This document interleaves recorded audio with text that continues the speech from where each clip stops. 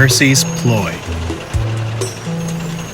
When Duck was sent to Edward's station, Diesel had to manage the yard alone. He was delighted his plan had worked, but his inexperience led to disorganized sidings and delayed trains. Percy came to keep the yard in order. But despite his best efforts, Diesel ignored his help.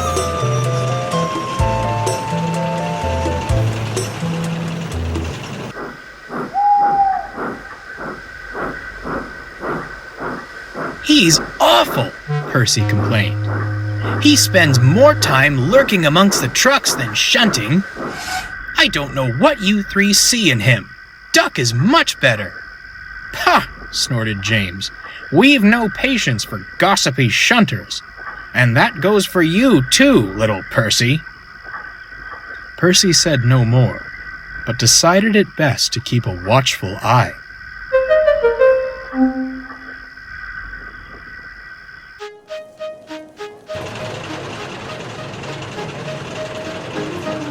The first train of the day is Henry's stopping service, followed shortly by Gordon's Express.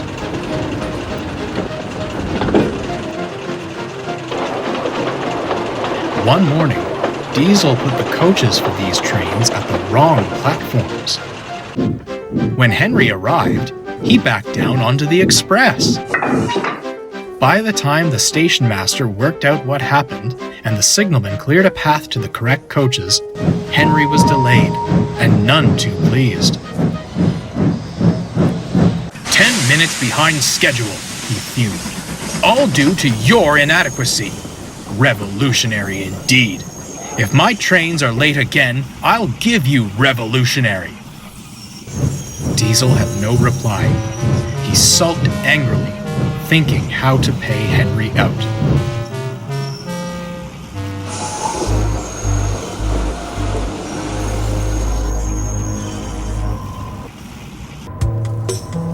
By the next morning, Diesel had a scheme.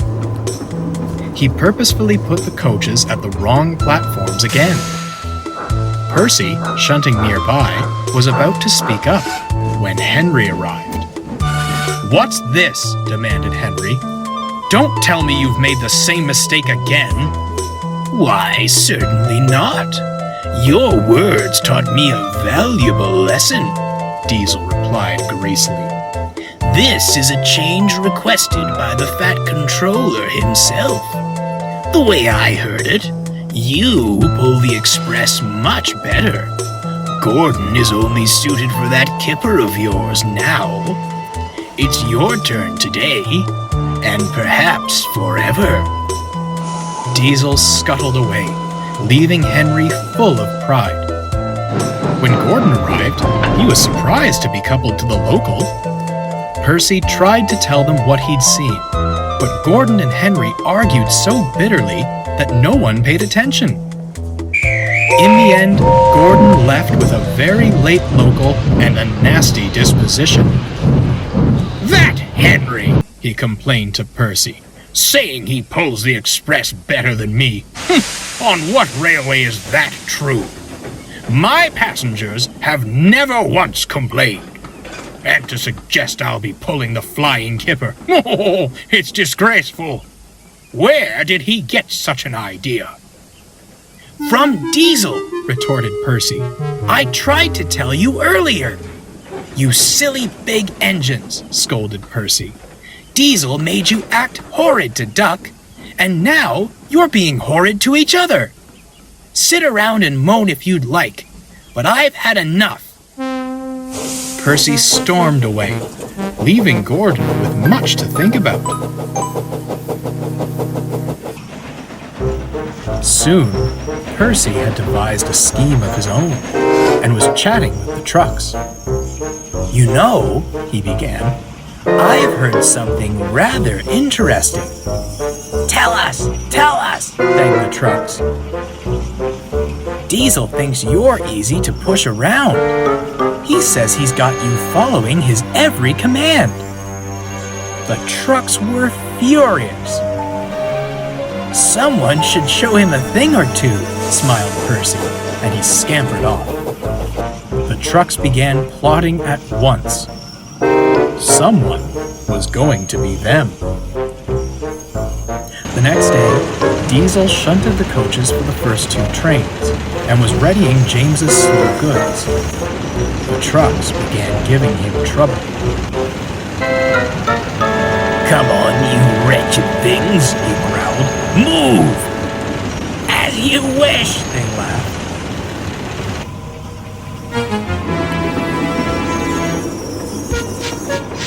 As they crossed the junction points, it happened. The truck surged back and pushed Diesel off the rails. They sat blocking the line to the express. At that moment, Henry arrived. "What on earth are you doing? You're in the way of my express!" Sir Topham Hatt came to see what the matter was. Please be off with your local train, Henry. I'll attend to this mess. Henry was confused. "I thought you wanted me on the express, sir." And where did you hear such a thing? By the time Henry finished, Diesel was looking rather pale. That will be all, Henry. Hurry along to your train. As for you, Sir Topham Hatt said, turning to Diesel, I shall deal with you later. Before long, Percy and the Cranes had Diesel back on the rails. He spent the rest of the day in the sheds. When the big engines returned, they hissed and glared at him. Silence fell when Sir Topham Hatt arrived. My engines do not tell lies, he began sternly. I will not stand for deceitful behavior like this. Furthermore, you have shown you are incapable of handling the work in the yard. I am most disappointed. You will leave this railway at once. Without another word, Diesel squirmed away.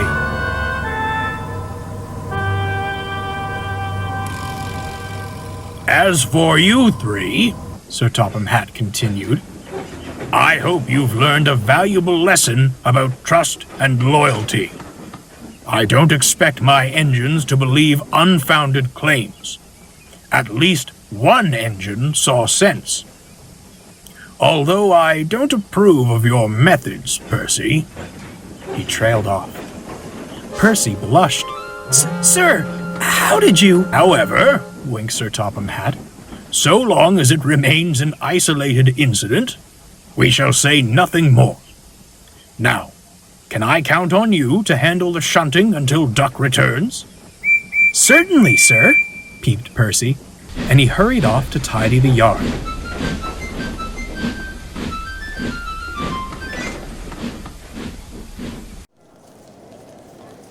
Sir Topham Hatt returned to his office just as the telephone rang. Yes? Come again? A barber shop? Gracious goodness me! I'll be there right away. But I'll say no more, or I shall spoil the next story.